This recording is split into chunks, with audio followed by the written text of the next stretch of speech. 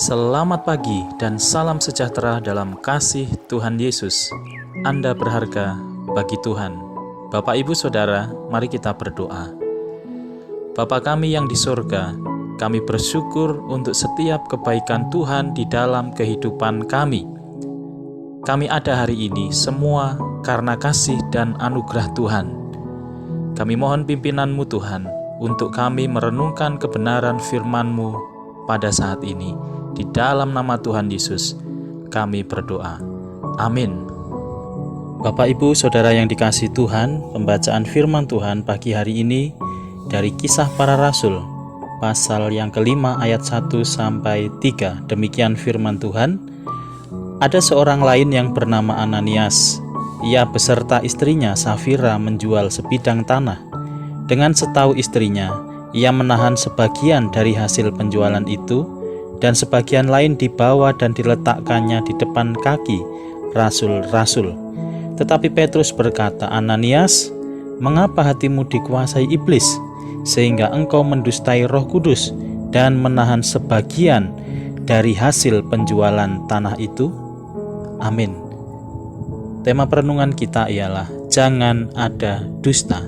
Saudara yang dikasihi Tuhan, ada sebuah lagu sekolah minggu yang mengatakan, "Hati-hati gunakan mulutmu, hati-hati gunakan mulutmu, karena Bapa di surga melihat ke bawah, hati-hati gunakan mulutmu." Arti lagu ini adalah supaya kita menggunakan mulut kita untuk hal yang benar, yaitu berkata-kata sesuai dengan kebenaran. Jangan sampai dengan mulut kita menyampaikan kebohongan atau dusta, karena itu adalah dosa di hadapan Allah.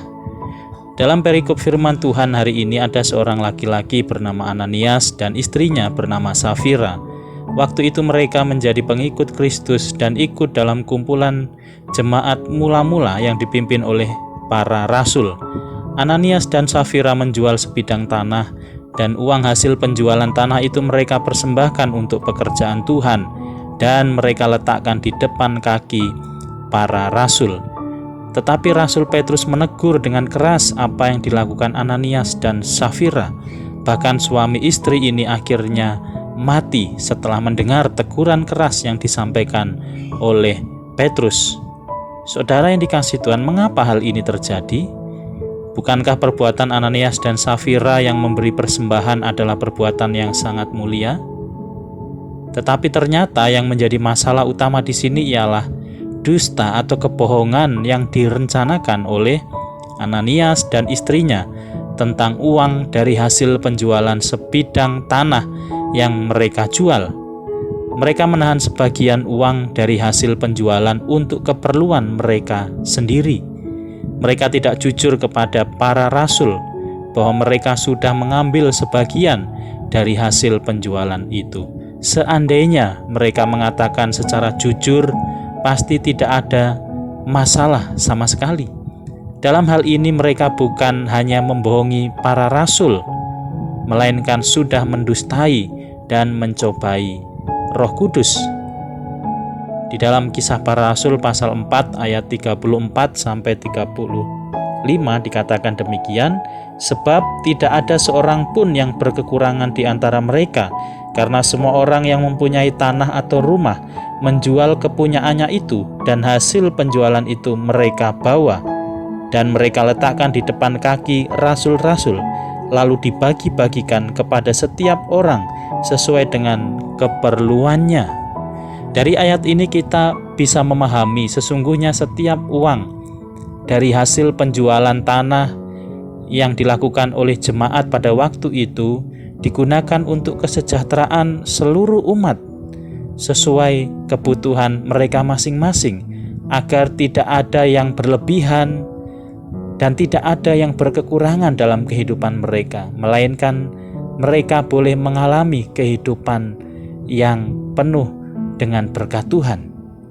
Nah, saudaraku yang dikasihi Tuhan Yesus, pelajaran apa yang bisa kita ambil dari kehidupan Ananias dan Safira di dalam perenungan pagi hari ini? Yang pertama adalah berlaku jujur dalam setiap aspek kehidupan kita. Secara khusus ketika kita menjadi satu di dalam tubuh Kristus atau gereja, mari memelihara hidup di dalam kejujuran. Gereja bukan tempat untuk mencari keuntungan bagi diri kita sendiri, karena gereja bukanlah organisasi, melainkan sebuah organisme yang di dalamnya ada orang-orang yang dipanggil Allah keluar dari kehidupan duniawi dan dibawa dalam suatu tatanan hidup yang baru yang memuliakan Allah. Dengan cara berpikir yang rohani, motivasi yang baru dan tindakan yang benar. Di dalam gereja tidak boleh ada kebohongan, tidak boleh ada dusta, tidak boleh ada sikap mencari keuntungan bagi diri sendiri. Demikian juga dalam kehidupan kita di luar gereja, baik di pekerjaan, di masyarakat, maupun di organisasi dimanapun kita terlibat. Tunjukkanlah teladan kejujuran dan kebenaran dalam perkataan dan perilaku kita, sehingga Kristus diberitakan kepada orang lain melalui sikap hidup kita. Yang kedua, jangan bermain-main dengan dosa.